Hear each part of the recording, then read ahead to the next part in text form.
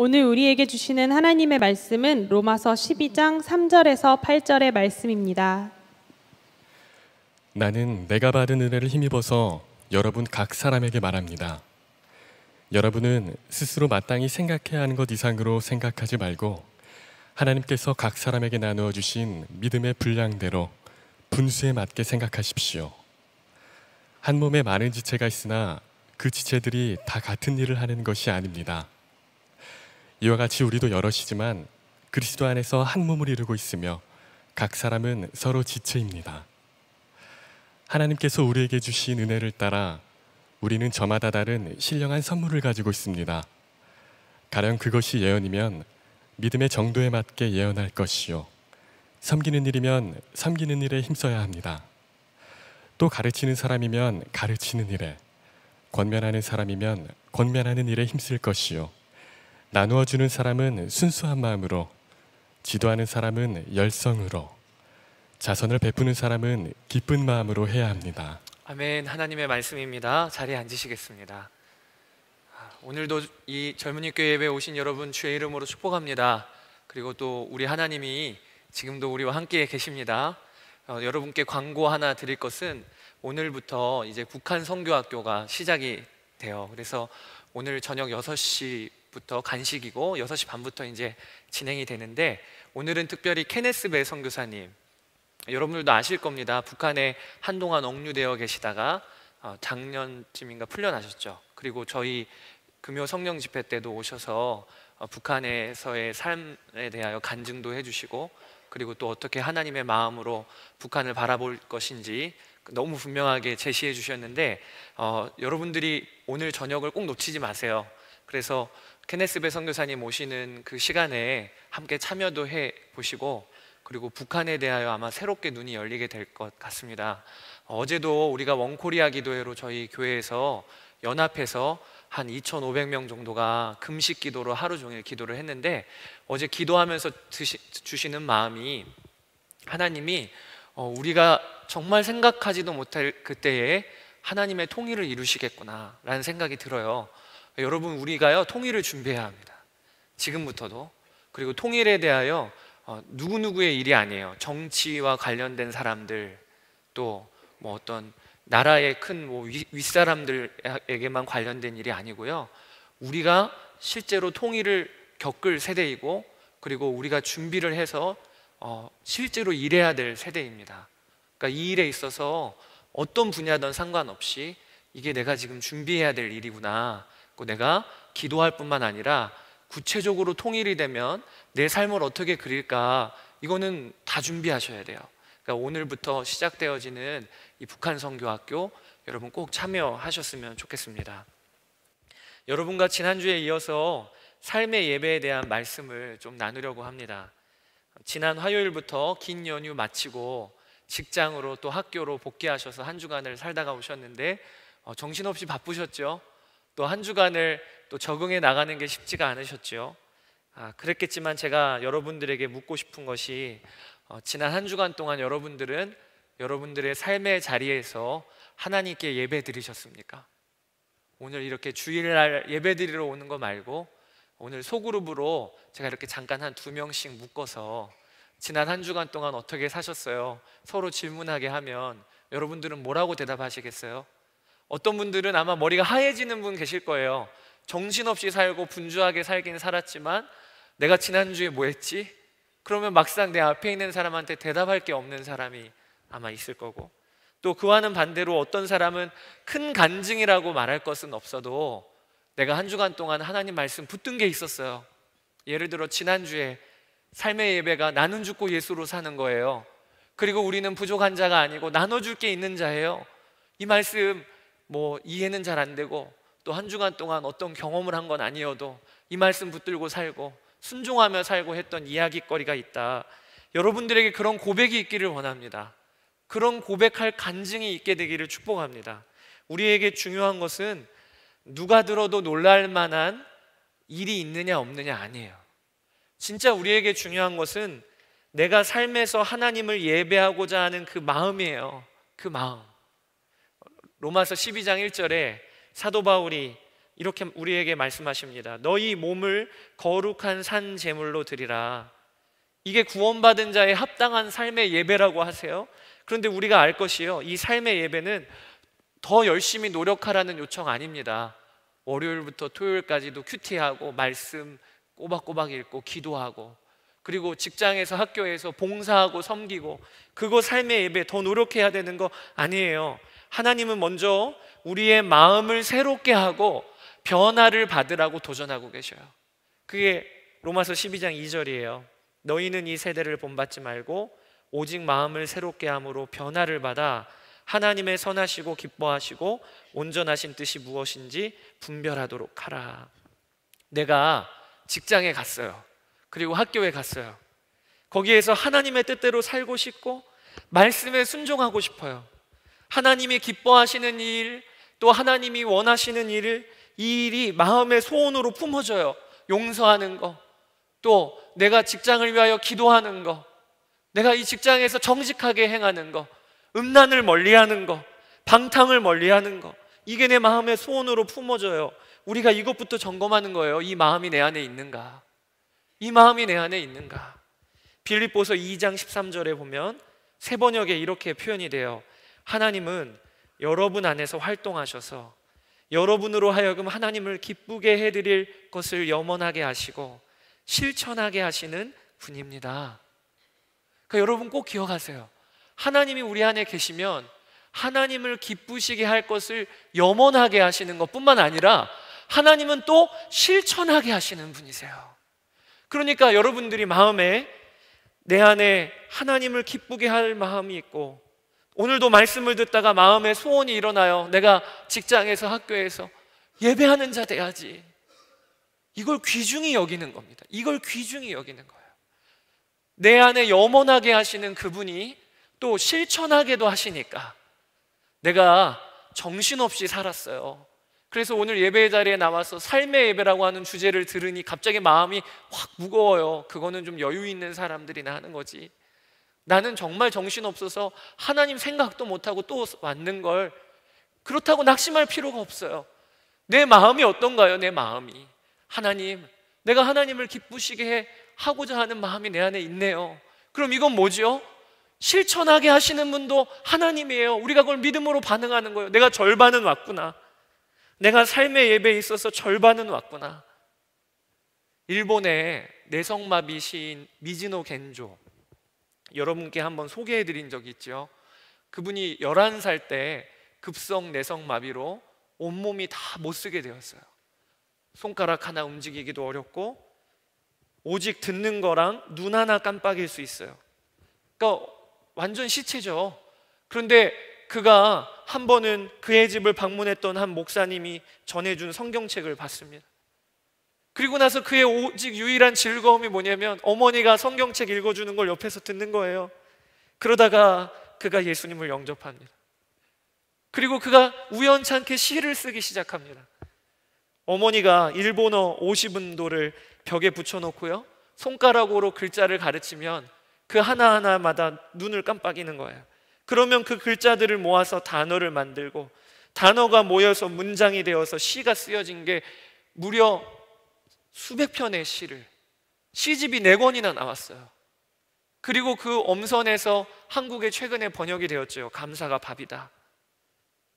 이 눈 깜빡이는 시인에 대한 이야기가요, 일본 NHK 특집으로 방영이 되고 그의 시는 베스트셀러가 됩니다.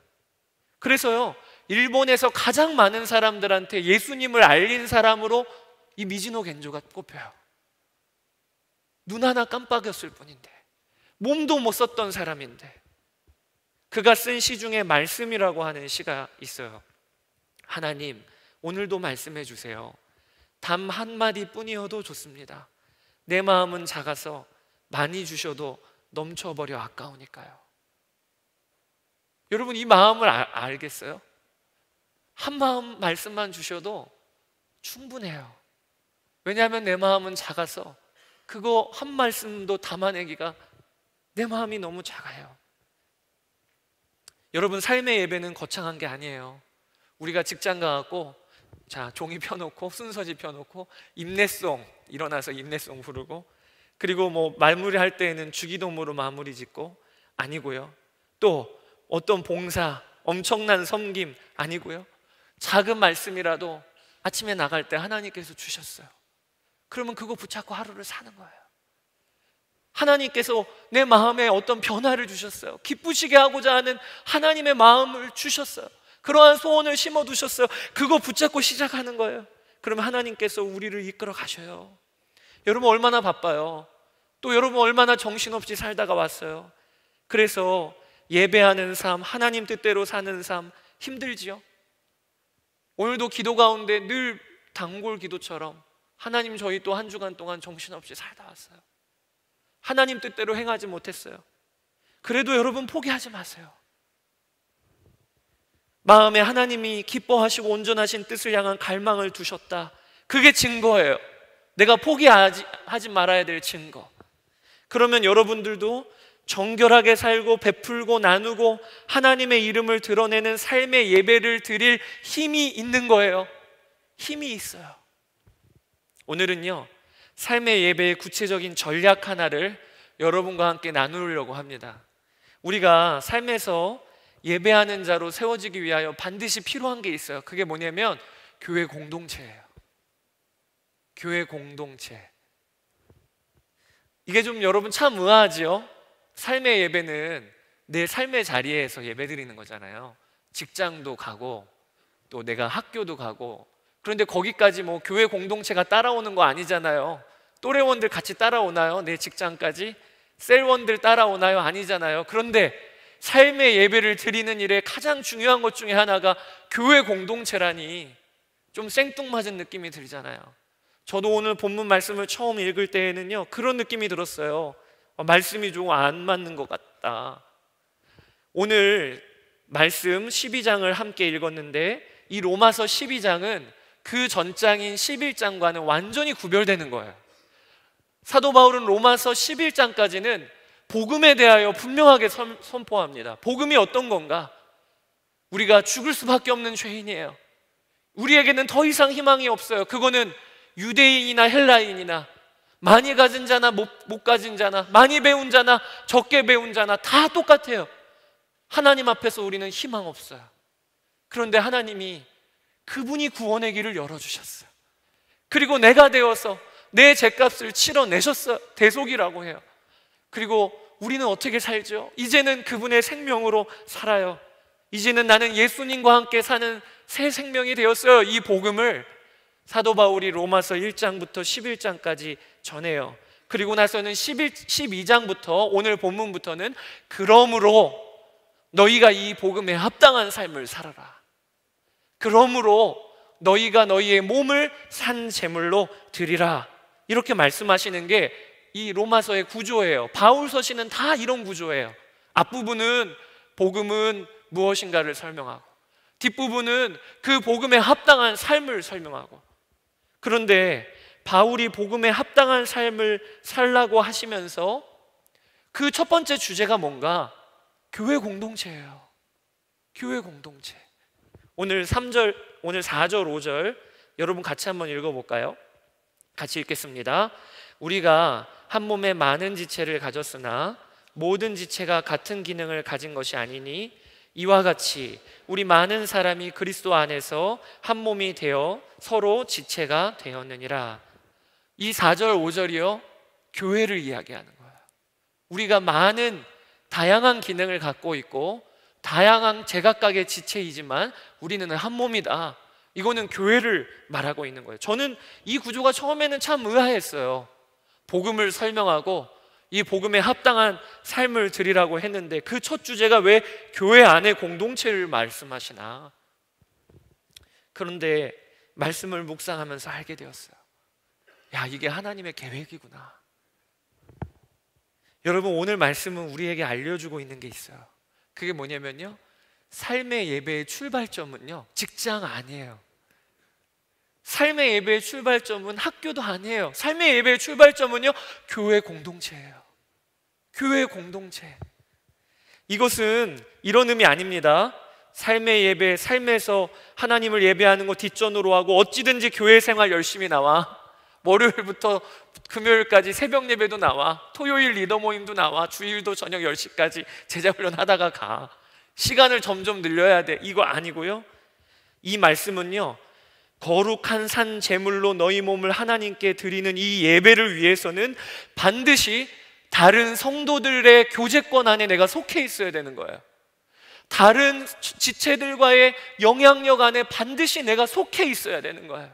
이 말씀을 우리에게 하고 계시는 거예요. 그래서 오늘 저는 여러분들께 이런 제목으로 말씀을 나누려고 하는 거예요. 삶의 예배는 각계전투가 아니다. 자매들한테는 죄송해요. 군대 가면 각계전투라는 게 있어요. 각계전투는 뭐냐면 쉽게 말하면 제각각 알아서 그저 고지를 점령해 나가는 거예요. 한 명 한 명이 싸우는 거예요. 삶의 예배는요, 각계전투가 아니에요. 내가 매일의 치열한 삶의 현장에서 하나님의 뜻대로 살고 예배하는 것이 혼자서만 하는 게 아니고요, 교회 공동체가 함께 이 믿음의 싸움을 하는 게 하나님의 계획이에요. 한 번은 교회의 메시지가 달라져야 한다고 외치는 목사님의 설교를 들은 적이 있어요. 참 제가 존경하는 목사님이에요. 그분이 이런 얘기를 하셔요. 요즘 교회가 너무 청년들을 교회 안에만 가두어 놓고 교회 안에서만 봉사시키고, 그러다 보니까 세상 나가면 무능력한 사람 다 만들어 버렸어요. 교회만 아는 사람, 직장 가서도 프린터로 교회 프린터 뽑다가 걸렸어요. 이 무능력한 사람을 만들어 버렸어요. 그러면서 그분이 이런 얘기를 하셔요. 자기는 그래서 이런 말씀을 전하신다는 거예요. 청년들한테 너희들끼리 교회에서만 어울려 놀지 말고 좀 밖에 나가 놀아라. 밖에 나가 놀아라. 그 말이 무슨 얘기죠? 교회 안에서만 끼리끼리 어울리지 말고 좀 세상에 나가 빛과 소금의 역할을 감당해. 이런 말씀인 거지요. 저는 너무 공감하는 말씀이에요. 우리는요, 세상에 나가서 결국에는 빛과 소금의 역할을 감당하도록 하나님이 우리를 부르셨어요. 그런데 제가 그 목사님의 말씀에 한편으로는 공감이 되지만 한편으로는 공감이 안 돼요. 저는 어떤 마음이냐면 끼리끼리 어울리는 거 이거 그만하고가 아니고요, 한 번이라도 제대로 하고, 끼리끼리 어울리는 거 한 번이라도 경험하고 제대로 하고, 끼리끼리 어울리는 게 좋구나, 이게 정말 세상 없이 놀라운 거구나, 이게 세상 없이 참으로 하나님께서 주신 선물이구나, 이거 한 번이라도 경험하고 그리고 밖에 나가서 놀자. 이게 제 마음이에요. 여러분, 우리가 결코 무시하면 안 될 게 있어요. 교회가 세상에서 소금과 빛의 역할을 하는 과정에서 교회 안에 성도들의 하나됨, 성도들의 교제는요, 옵션 아니에요. 우리의 필수 사항이고 가장 큰 무기예요. 오늘 사도 바울이요, 본문의 교회를 몸에 비유하고 계셔요. 5절에 이렇게 이야기하시죠. 이와 같이 우리 많은 사람이 그리스도 안에서 한 몸이 되어 서로 지체가 되었느니라. 여러분, 누가 결혼을 하면 이전과는 완전히 다른 존재가 되는 겁니다. 저는 싱글 채왕락이었어요. 그런데 이제 결혼을 하면 저의 존재가 바뀌는 거예요. 저는 이제 혼자가 아니고요, 누구의 남편이 돼요. 또 누구의 아빠가 되었어요. 그러니까 이건 존재가 바뀌는 것 정도의 변한 거예요. 결혼을 하면.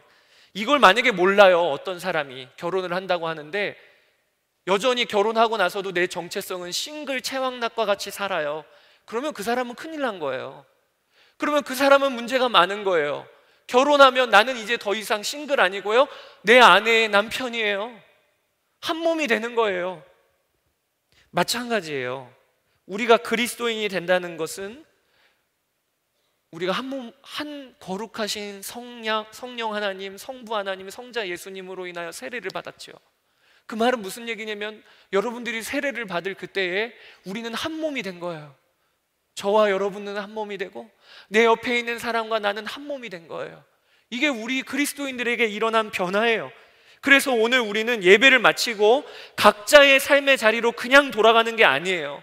예배 때 우리는 어떤 변화가 일어나는 거냐면 우리 예수님이 머리가 되시고 우리는 다 한 몸으로 지금 하나 되어지고 있는 거예요. 누구는 눈이 되고 누구는 발이 되고 누구는 손이 되고 우리는 한 몸으로 이렇게 모여지고 세워지고 있는 거예요. 그리고 우리가 예배를 드리고 세상에 나갈 때는 더 이상 나는 나 개인이 아니에요. 나는 선한 목자 젊은이 교회의 한 몸으로 내 직장에 나가는 거예요. 나는 선한 목자 젊은이 교회의 한 몸으로 내 학교에 나가는 거예요. 여러분들에게 이 눈이 열려 있나요? 그래서 나 혼자 삶의 자리에 서는 거야. 만약에 그렇게 생각하는 사람은 문제가 있는 거예요. 결혼을 했는데도 여전히 싱글같이 살아요. 그러면 그건 진짜 문제 있는 거잖아요. 그거는 가정이 세워질 수가 없는 거잖아요. 마찬가지예요. 우리도 교회에서 내가 한 몸인데 내가 삶의 자리에선 싱글처럼 살아요. 문제가 있는 거예요. 삶의 예배하고는 거리가 먼 거예요. 제가 형제들과 함께 복음으로 살아보기 1기, 2기를 했죠. 금년에는 쉬었어요. 여러 가지로 또 여러 가지 여건이 있어서 제가 형제들과 만남을 가질 때 그때 중요한 주제 중 하나가 음란 문제였습니다. 그래서 처음부터도 음란 읽을 사람들 광고하고 모였죠. 이 음란이 만나보니까 우리의 삶을 다 망치는 겁니다. 망쳐요. 겉으로는 멀쩡한데 속으로는 음란을 못 이기니까 은밀한 시간에 너무 무너져 있어요.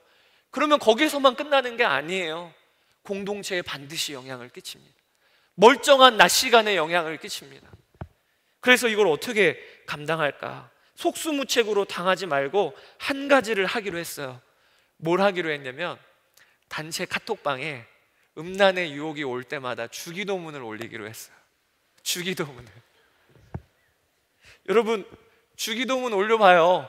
대신 중요한 게 있는데 복사 붙여넣기 하지 않기. 그래서 주기도문을 다 자기의 손가락으로 쓰는 거예요. 음란의 유혹이 온다. 하늘에 계신 우리 아버지여 이름이 거룩히 이거 써봐요. 적게 안 걸려요. 꽤 시간이 걸려요. 이거 쓰면서요 거기다 올리는 겁니다. 기도해 주세요 이런 말 안 하기로 했어요. 저 지금 음란의 유혹이 와요 기도해 주세요 이런 거 안 하고 그냥 주기도문을 올리기로 했어요. 주기도문이 올라와요. 그러면 저희는 다 알아요. 아, 이 지체를 위해 기도해 줘야 되겠다. 지금 기도해 줘야 된다. 그러면 기도해 주는 거예요. 그리고 또 그 주기도문을 쓰는 사람도 그거 쓰면서 그 순간을 넘겨요. 음란의 유혹이 오는 그 일에 휘둘리지 않고 주님을 바라봐요. 그러면서 서로 위해 기도해 주고 고비를 넘기고 고비를 넘기고 한 번은 술자리에 이제 직장에 취업을 해서 바로 이제 술자리를 가게 된 한 형제가 저 이제 곧 술자리 들어가요. 기도해 주세요. 그렇게 요청을 하면 그러면 한 몸으로 기도하고 제가 참 놀랍게 청년들이 세워지는 것을 봐요. 얼마 전에 최근에 한 형제가 문자를 보내왔어요. 문자가 이런 내용이에요. 목사님, 저는 음란의 문제에서 완전히 노임을 받았어요. 이런 거였군요. 주님을 기뻐하고 주님으로 인해 만족하면서 음란이 사라졌어요. 여러분도 한번 해보세요. 카톡방을 만들고 주기도문 올리기 하는 거예요. 중요한 거는 붙여넣기 안 하기. 놀라워요. 사랑하는 여러분, 우리는요 산제물로 내 삶을 드리는 삶, 예배하는 삶, 삶에서 예배 드리는 삶 절대로 혼자 하는 거 아니에요. 혼자 하는 거 아니에요. 어떤 청년은 제게 수시로 문자를 보내요. 자신이 묵상한 거 그리고 기도 제목 있으면 거의 매일 보내다시피 합니다. 그래서 제가 뭐라 보내면 좋을 것 같아 이렇게 얘기할 정도로 미안하지만 제가 거의 답장 못 해줘요. 가끔 한번 이렇게 손가락 한번 올려줘요. 내 읽고 있다는 걸 확인해 주려고 손가락 한번 이렇게 올려줘요. 미안하죠. 그렇지만 받아보고 늘 기도할 뿐이에요. 그래도요 참 감사해요. 이 지체가 나를 신뢰해주고 함께 자신의 삶을 나누고 이러면서 제가 보는 것은요 하나님이 그를 세워가세요. 그를 세워가세요. 그렇게 힘든 삶이고 어려운 삶인데도 얼마 전에는 자신의 기도 제목을 보내줬어요. 허락을 받고 여러분께 나눕니다. 가끔 엄마 아빠가 보고 싶어요. 제 기억에 엄마는요 아프셔서 늘 침대에 누워 계시거나 병원에 계셨어요. 그래서 사랑받고 싶었는데 그러지 못해서 아쉬웠어요. 그렇지만 저를 낳아주신 엄마께 감사해요. 그리고 아빠도 용서했어요. 저에게 잔소리 많이 하셨지만 자식을 미워하는 부모는 없다는 말씀을 읽었어요. 엄마 아빠를 나중에 천국 가서 보고 싶어요. 제게는 소망이 있어요. 소망이 없어요. 하지만 주님에게 소망이 있음을 저는 믿어요. 저의 소원은 주님 안에 거하는 거예요. 주님 저를 붙잡아 주시니 감사합니다. 주님만 저의 왕이 되어주세요. 제가 이 문자를 봤는데요, 제가 이 지체의 사정을 알거든요. 그러니까 너무 감사하다. 너무 감사해요. 제가 이 글을요 잘 간직해 두었어요. 저장해 두었어요. 왜냐하면 반드시 하나님이 이 기도의 제목을 이루실 날이 올 거야. 그 증거를 삼으려고. 저는 이런 문자를 여러분 1000명에게 다 받아도 좋겠어요. 서로에게 그런 문자를 나누는 공동체가 되면 좋겠어요. 여러분, 우리가 이렇게 서로 묶여 있는 거예요. 우리는요, 이번 한 주간에도 일하다가 그렇게 힘이 들어요. 그때 나와 한 몸인 지체가 생각이 나요. 그래서 중보기도 부탁하면 그는 나를 위해 언제든지 기도해 줄 수 있다. 그는 나를 위하여 언제든지 금식할 수 있다. 그렇게 주님과 함께 기도해 줄 수 있는 사람 한 명만 있으면 그 사람의 삶은 쉽게 흔들리지 않아요. 그럴 수 있는 사람 2명이 내게 있다. 그러면 그 사람은 세상에서 무너져도 반드시 다시 일어날 수 있어요. 이 일이 하나님의 계획이라니까. 이 일이. 옆 사람 여러분 한번 쳐다보세요. 좌우에 있는 사람 한번 쳐다보세요. 예, 쳐다봐요. 예, 어떠세요? 나와 한 몸이라 여겨지세요? 아, 이 사람은 진짜 나와 한 몸이다. 이럴 때 형제들이 잘못 받아갖고 자매는 나와 한 몸이야 이렇게 하면 안 되지만, 정말로 그렇게 내 마음에 내가 이 공동체와 한 몸이지, 그리고 내 옆에 있는 이 사람과 예수님 안에서 한 몸이지, 여러분들이 그렇게 마음에 여겨져요? 우리는 이거를 사모해야 돼요. 이러한 공동체를 사모해야 돼요. 바울은 그걸 알았어요. 그래서 그의 신앙생활의 중요한 목표가 뭐였냐? 이러한 공동체를 경험하는 것. 그가 로마서를 쓸 때 로마서 1장에 편지를 쓰면서 뭐라고 쓰냐면, 로마서 1장 11절에 내가 너희 보기를 간절히 원하는 것은 어떤 신령한 은사를 너희에게 나누어 주어 너희를 경고하게 하려 함이니, 이렇게 바울이 편지를 썼어요. 로마서 1장에. 바울은 지금 대사도예요.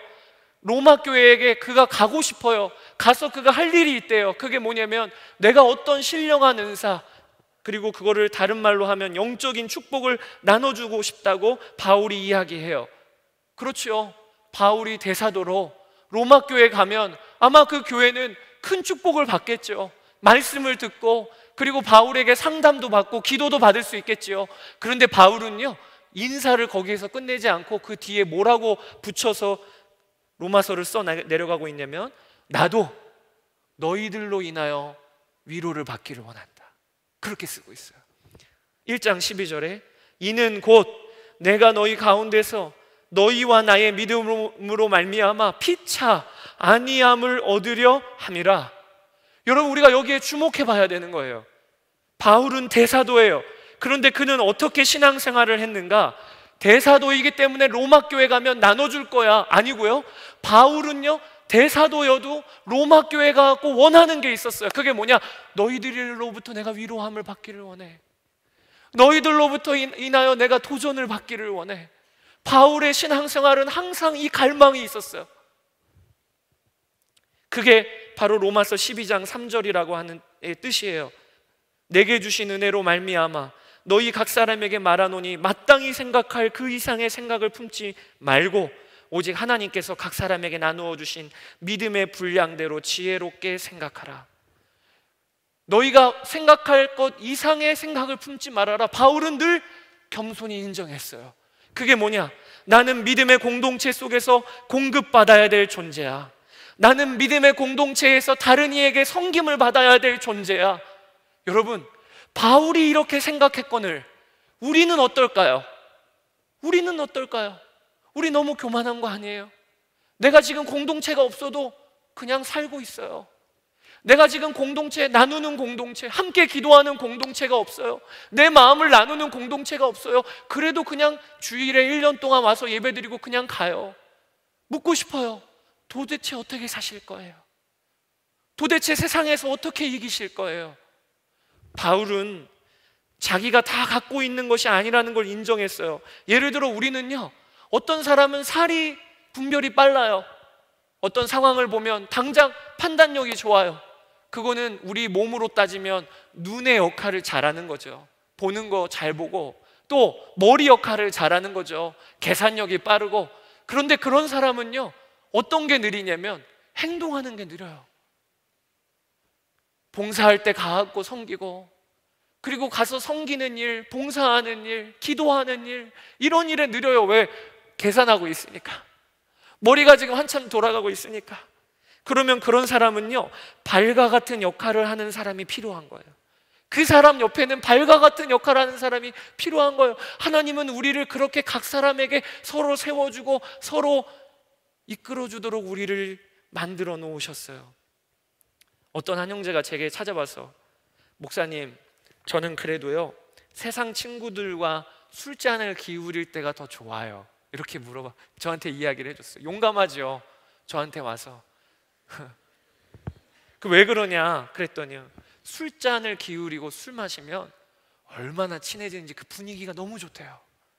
저도 한번 무슨 분위기인지는 뭐 속에 있는 이야기 다 나눈대요. 다 토해낸대요.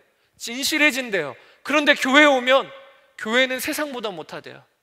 한마디 얘기하면 뒤에 가서 그래 기도할게 하고 뒤에 가서 속닥속닥거리고, 소문 금세 퍼지고, 다음 주에 와봤더니 나는 저 사람한테 은밀하게 얘기했는데 소문이 다 났네요. 그러면서 이 형제가, 교회는 세상보다 못해요. 술 친구보다 교회 친구가 더 나빠요. 저는 술자리에서 제 속에 있는 거 다 털어놔 본 적이 없어서 언뜻 무슨 얘기인지는 모르겠지만 분위기는 알겠어요. TV에서도 보면 뭐 바카스 선정 같은 데 보면 술 마시고 어깨동무하면서 막 하나야 막 이러면서 다니잖아요. 그런 얘기를 하는 건가 봐요. 그런데요, 참 안타까운 거는요, 정말 모르고 하는 소리예요. 세상에서 술잔 기울이면서 진실해지는 것과는 비교할 수 없는 게요, 예수님 안에서 하나 되는 거예요. 4장 12절 말씀, 여러분들이 너무나도 잘 아는 말씀인데 한번 같이 읽어봅시다. 같이 읽겠습니다. 한 사람이면 패하겠거니와 두 사람이면 맞설 수 있나니 세 겹줄은 쉽게 끊어지지 아니하느니라. 이걸 한번 띄워놔 주세요. 여러분, 이 말씀은 너무나도 우리가 익히 아는 말씀인데 어떻게 보면 논리적으로 좀 안 맞는 말씀이에요. 보세요. 한 사람이면 패하겠거니와 두 사람이면 맞설 수 있나니 하면 그 다음에 뭐가 나와야 돼요? 두 겹줄은 쉽게 끊어지지 않느니라. 이게 맞잖아요. 그런데 그렇게 안 써 있어요.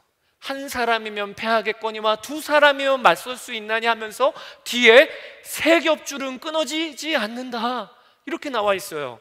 이 뭔 얘기죠? 왜 논리적으로 이렇게 안 맞는 것 같지요? 어느 한 목사님이 이 말씀을 이렇게 해석하셨어요. 그리스도인들은 두 사람이 모이면 거기서 끝나는 것이 아니고 그 자리에 예수님이 함께 계시기 때문에 결국은 세 겹줄이 된다. 제가 진짜 맞다. 우리 주님이 약속하셨어요. 두세 사람이 내 이름으로 모인 그곳에 내가 함께 있겠다.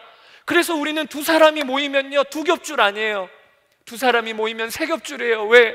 예수님이 함께 계시니까. 여러분, 우리 그리스도인들이 만나는 만남은요, 독특한 만남이에요. 어떤 만남이냐면 예수님을 경험할 수 있는 만남. 두 명이 모여도 예수님이 함께 계시는 그 삼겹줄을 경험할 수 있는 만남. 이런 만남은 술자리에서 마음 털어놓고 만나는 만남과는요, 차원이 다른 거예요. 차원이 다른 거예요. 저는 설교할 때 여러분 좌측의 앞자리에 앉아요. 제일 앞자리. 근데 거기 보면 아크릴로 설교자 표시가 되어 있어요. 설교자는 여기 앉으세요. 사회자 표시도 되어 있고 사회자는 여기 앉으세요. 그래서 저는 항상 설교자 표시된 자리에 안 앉아요. 말을 잘 안 듣는 사람 같이 안 앉아요. 그리고 항상 그 옆에 앉아요. 저 옆에. 왜 제가 그렇게 하는가? 제가 그렇게 하면서 제가 고백하는 게 한 가지가 있어요. 그게 뭐냐면 오늘 설교자는 예수님이에요. 그리고 저는 옆에 앉아 있다가 예수님 올라가시면 같이 올라가서 그리고 예수님 말씀하시는 거 전하자. 그래서 저는 그 자리에 안 앉아요. 옆에 앉았다가 그리고 일어나서 예수님 올라가신다고 생각하고 그리고 같이 서는 거예요. 그렇게 앉는 거 하나가요, 감각을 저에게 길러줘요. 그렇게 앉는 거 하나가 저에게 감각을 길러줘요. 예수님이 지금 설교자셔. 그리고 올라갈 때는 예수님 앞세우고 나는 가는 거야. 여러분 꼭 그와 같아요. 예수님이 나와 함께 계시다, 이 감각을 어디에서 경험하게 되는 거냐면, 가장 중요한 것은 예수님의 이름으로 모여있는 공동체에서 이 감각을 우리가 익히는 거예요. 술 마시면요, 내 안에 있는 거 다 쏟아내지요. 그런데 여러분, 그게 진짜 우리를 힐링하나요? 그게 진짜 우리의 근본적인 문제를 풀어주나요? 아니에요. 그런데 어떨 때에는 예수님의 이름으로 모여있는 그 공동체에 가면 가식적인 것 같아요. 내가 할 말 못해요. 술 마시는 것처럼 말 못해요. 그때는 어떻게 얘기해야 되죠? 기도할게. 내가 같이 중보할게. 어떨 때는 가식적으로 여겨지지만요, 여러분 꼭 기억하세요. 그 감각이에요. 그 감각. 왕이신 앞에서 어떻게 함부로 살아요? 술 마시면 내가 다 드러내지요. 그런데 여러분, 우리 성도들의 삶은 그거 아니에요. 우리 성도들의 삶은 왕이신 주님을 모시고 사는 삶이거든요. 공동체에서 그걸 경험하는 거예요. 내 앞에 있는 사람을 신경 쓰여요. 그거 나를 올가매는 거 아닙니다. 왕이신 우리 주님에 대한 감각을 열어주는 거예요. 여러분들이 그 공동체에 대하여 한번 도전해 보세요.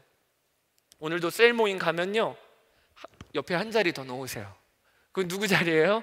예수님 자리인 거예요. 예수님 자리. 삶의 예배의 가장 중요한 전략은 공동체입니다. 내가 내 삶에서 이제 예배하는 자, 순종하는 자가 되고 싶다. 그러면 하나님이 우리에게 주시는 게, 그러면 공동체를 이루라.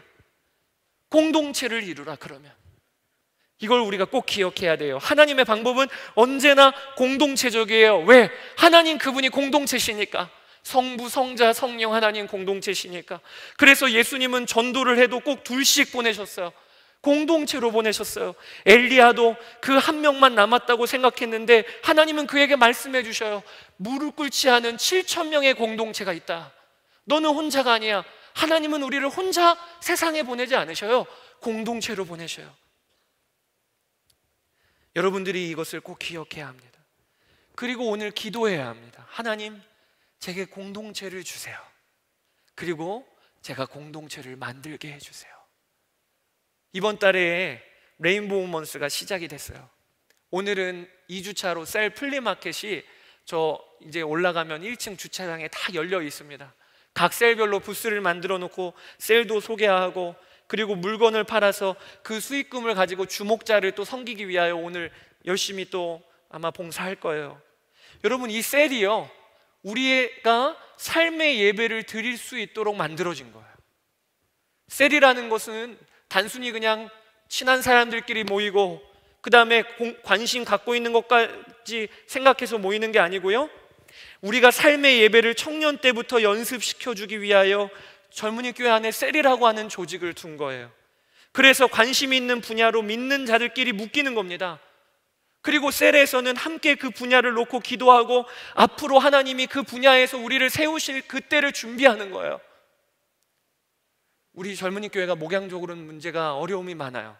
새가족이 와도 도무지 어디를 가야 될지 모르겠고, 새가족이 와도 나를 하나 챙겨주는 사람이 쉽지 않고, 이런 문제가 있음에도 불구하고 한 달에 4번, 3번을 셀 모임하는 이유가 있어요. 우리 젊은이 교회 안에 가치가, 중요한 가치가 뭐냐? 삶의 자리에서 예배하는 청년들을 세워주기 위하여 지금부터 연습하라고. 예크모 셀이 있어요.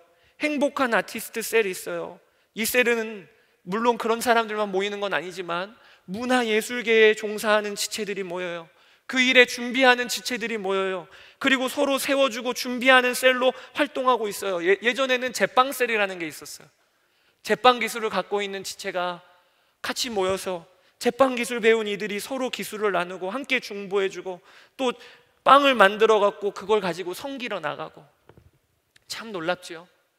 그런데 그런 전문적인 기술뿐만 아니라 어떤 사람들은 그냥 믿음으로 살기 위하여 모이는 셀도 있어요. 남자 형제들이 믿음으로 이 세상을 살기 위해서 믿음으로 사는 남자들, 밑사람 셀 지금 있죠. 지금은 이제 사라졌지만 자매들의 모임도 있어요. 주님과 동역하는 자매들, 주동자 셀 너무 귀하게 모였다가 지금은 또 각자의 믿음의 실험으로 흩어졌어요. 여러분들이 이 공동체를 만들어 보세요. 이 공동체를. 좋은 셀 여러분들이 찾으면 찾을 수 있겠죠. 그러나 좋은 셀 찾는 것보다 더 빠른 길은요, 내가 좋은 셀을 만드는 거예요. 우리 청년들한테 열려 있어요. 이 일에 대하여 여러분께 도전합니다. 얼마 전에 이제 한 이야기만 하고 마칠게요. 제가 명절이 돼서 오랜만에 고향교회 친구들을 만났어요. 이번에는 명절이 길어서 다들 인천에 와서 있는 시간이 얼추 맞더라고요. 그래서 우리 만나자. 얼마 만에 만났냐? 어떤 친구는 10년 만에 만났어요. 여러분들도 이제 곧 그렇게 됩니다.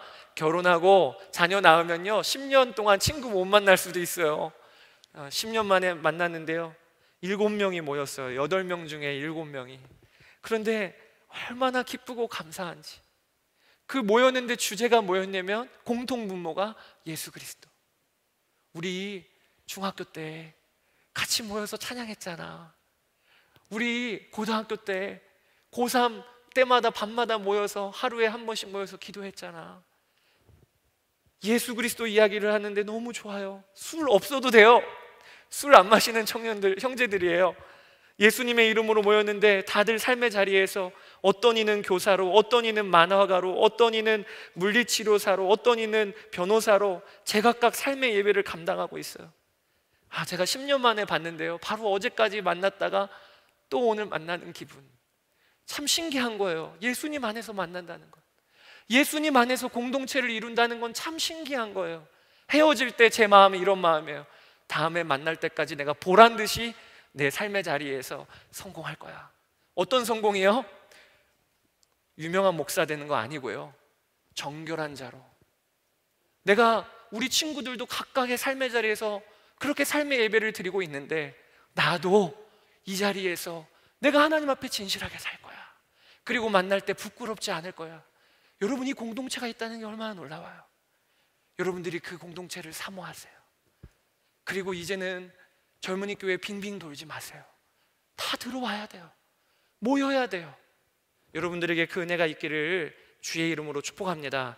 우리 이 시간 같이 일어나서 찬양했으면 좋겠어요. 다 같이 일어나서 찬양할 때 오늘 우리가 이 찬양을 불러보고 싶어요. 나는 하나님을 예배하는 예배자입니다. 내가 서 있는 곳 어디든지 하나님을 예배합니다. 우리 이 시간 찬양하면서 하나님께 나아갑시다. 나는 하나님을 예배하는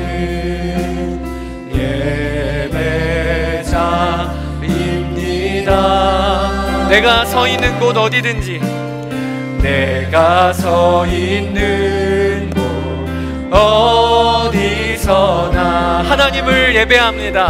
하나님을 예배합니다. 내 영혼 거룩한 은혜를, 내 영혼 거룩한 은혜를 향하여 내 마음 완전한 하나님 향하여 이곳에서 바로 이 시간 하나님을 예배하니.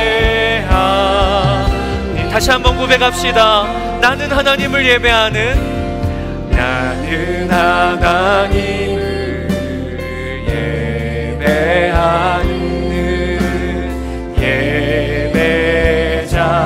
예배자입니다. 우리 이렇게 고백합시다. 내가 서 있는 곳 어디서나, 내가 서 있는 곳 어디서나 하나님을 예배합니다. 하나님을 예배합니다. 내 영혼 거룩한 은혜를 향하여 내 마음 완전한 하나님 향하여 이곳에서 바로 이 시간 하나님을 예배하. 내 영혼 거룩한 은혜를 향하여 내 영혼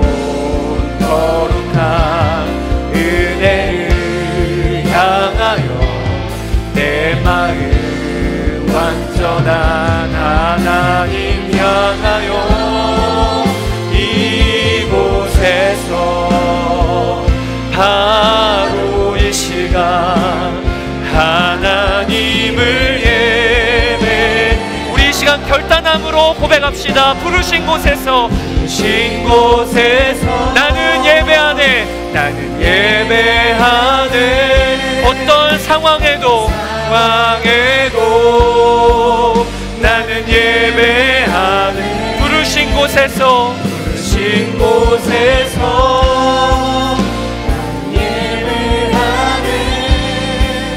어떤 상황에도 나는 예배하네.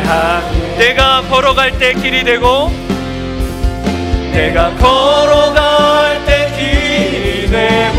살아갈 때 삶이 되는 그곳에서 예배하네. 내가 걸어갈 때 길이 되고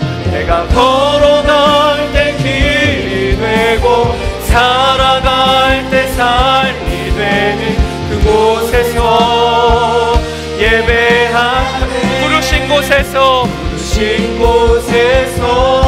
나는 예배하네.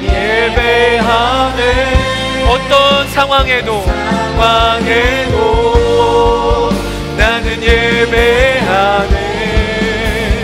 부르신 곳에서 나는 예배하네. 어떤 상황에도 나는 예배하네. 여러분, 이 시간 기도합시다. 기도할 때 첫 번째는 하나님, 이미 내 안에서 역사하시는 주님의 일하심을 제가 붙듭니다. 주님이 내 안에 계시고 지금도 주를 기뻐할 마음을 주시고 주를 즐거워할 마음을 주시고 주님의 뜻을 행하고자 하는 소원을 내 안에 두신 그 역사를 우리가 귀하게 여기는 마음을 우리에게 부어 주옵소서. 삶의 예배, 피곤하다 바쁘다 아니고 내 안에 이미 순종할 힘이 있습니다. 예배할 힘이 있습니다. 오늘 그 일에 대하여 눈이 열리는 이 시간이 되게 하여 주소서. 우리 이 시간 주님의 이름을 한번 부르고 기도하며 나아갑시다. 주여, 주님, 주님, 우리의 마음이 바뀌게 되기를 원합니다. 하나님, 내 안에 하나님 주님께 순종할 마음을 우리 안에 주시고 내 안에 하나님의 뜻을 행하고자 하고 예배할 마음을 우리 안에 주신 그 마음을 우리가 귀하게 여기며 나아가게 되기를 원합니다. 하나님 내 안에 예배할 힘이 있고 순종할 힘이 있고 내 안에 하나님을 따르고 섬길 힘이 있음을 우리가 귀하게 여기게 하여 주시고 이 마음을 흔들고 나아가는 내가 아버지 하나님 우리 가운데 일어나게 되게 하기를 원합니다. 아버지 하나님, 우리의 심령 가운데 하나님 말씀하여 주시고 우리의 심령 가운데 하나님의 말씀을 우리 가운데 주시기를 간절히 원합니다. 하나님, 또 나의 주 나의 아버지 하나님, 눈이 열리게 하여 주셔서 더 이상 예배 하나님 내가 기뻐할 마음 없다 어렵다 하지 않게 하여 주시고 앞에 기도하고 나아가는 역사가 있게 하여 주시고 우리 이 시간 두 번째로 기도하기를 원합니다. 이 자리에 교회 안에서도 외롭다 여기는 분들, 교회 안에서도 지금 난 외톨이에요, 누구와의 교제도 없어요, 그런 분이 있다면 오늘 주의 성령께서 마음을 여시게 되기를 원합니다. 여러분들이 그렇게 기도했으면 좋겠어요. 하나님께서 나를 예배하는 자로 세우시기 위하여 주신 교회 공동체, 제가 이 일에 대하여 눈이 열리게 해주세요. 그리고 제가 교회 공동체를 귀하게 여기고 그 안으로 들어가고 또한 세우는 자가 되게 해주세요. 하나님, 젊은이 교회 안에 정말로 예수 그리스도로 묶여있는 공동체가 무수히 많이 일어나게 해달라고 우리 이 시간 주님의 이름을 부르고 기도하며 나아갑시다. 주여, 주님, 아버지 하나님, 아버지 하나님, 나의 주 나의 아버지 하나님, 우리 주님을 찬양합니다. 여전히 이 시간 예배의 자리에 나왔지만 교회 공동체 안에 속해 있다고 나와있지만 그러나 여전히 외톨이와 같은 이들이 있습니다. 그러나 여전히 외톨이와 같은 이들이 있습니다. 하나님, 삶의 자리에서 예배할 수 있도록 하나님은 놀랍게 열어주셨는데 이 일에 있어 아버지 하나님 못 누리고 있으니 하나님이 이 일에 대하여 받은 상처, 이 일에 대하여 아버지 하나님 받은 상처, 이 일에 대하여 그 안에 눌려있는 모든 눌림 풀어지게 하여 주소서. 풀어지게 하여 주소서. 아버지 하나님, 성령께서 우리의 마음을 여시고 주님의 은혜 가운데 하나님 달려나가는 저희 모두가 되게 하여 주시기를 간절히 원합니다. 나의 주 나의 아버지 하나님 아버지 하나님 주님을 주시기를 원합니다. 정말 주 안에서 갖는 주님을 찬양, 믿음의 공동체가 온전하게 세워질 수 있도록 하나님 인도하여 주시기를 찬양합니다. 아버지 하나님, 우리 안에 하나님을 기쁘시게 하는 소원을 두신 주님께서 그대로 살 수 있는 힘도 주시는 주님이심을 저희가 믿습니다. 낙심하지 않고 우리 안에 분명한 증거, 하나님의 뜻대로 살고자 하는 그 마음이 내 안에 있는 그 자들을 오늘 눈을 열어주셔서 이번 한 주간 또한 삶의 예배의 자리로 당당하게 나아가게 하여 주옵소서. 세상이 너무 거칠고 세상이 너무 분주합니다. 정신없이 한 주를 살다 보면 또 주님을 잃어버립니다. 하나님, 그 일 때문에 우리에게 주신 공동체, 하나님 여전히 예배에 나왔지만 외톨이로 사는 이들을 오늘 위로하시고 그리고 마음을 여시고, 내가 교회 때문에 또 목회자 때문에 마음에 큰 상처를 입고 마음을 닫은 이가 있다면 오늘 주님 마음을 위로하시고 고쳐주시기를 원합니다. 그리고 주님께서 기뻐하시는 예수 그리스도로 묶여있는 공동체가 세워지게 하여 주소서. 그 세워지는 일에 저희가 섬기게 하여 주소서. 젊은이 교회 안에 그러한 공동체들이 셀 안에 무수히 많이 일어나게 하여 주시기를 원합니다. 하나님, 오늘도 우리의 마음을 담아 주님께 헌금을 올려드립니다. 주님의 나라와 영광을 위하여 이 헌금뿐만 아니라 우리를 쓰소서. 주님, 이번 한 주간에도 간증할 것이 있게 하시며 주님의 영광을 우리의 삶의 자리에서 보게 하여 주옵소서. 저 북한 땅을 주님께 올려드립니다. 하나님, 속히 저 북한의 정권이 바뀌게 하여 주소서. 더 이상 하나님 지체하지 마시고 저 북한 땅의 정권이 뒤집어지는 역사가 있게 하여 주셔서 억눌려 있는 주의 종들을 풀어주시며 믿음 때문에 지금 하나님 수감되어 있는 이들을 풀어주시고 저 북한 땅에 속히 복음이 증거되어지게 하여 주소서.